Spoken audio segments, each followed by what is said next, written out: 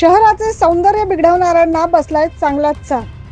होय, नाशिक शहरातील प्रमुख चौकात आणि मुख्य रस्त्यावर उभारण्यात आलेल्या अनधिकृत होर्डिंग्ज विरोधात महापालिकेने आता कारवाई सुरू केली आहे. महापालिकेची परवानगी न घेता ठिकठिकाणी जाहिरात फलक, शुभेच्छा फलक उभारून शहर विद्रुपीकरण सुरू असल्याचं लक्षात येत आहे. महापालिकेकडून याबाबत कारवाई करण्यात आली आहे.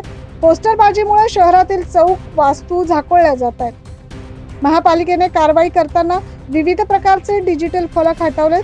या कारवाईमुळे बेकायदेशीररित्या पोस्टरबाजी करून शहराचे सौंदर्य बिघडवणाऱ्यांना चांगला चाप बसलाय.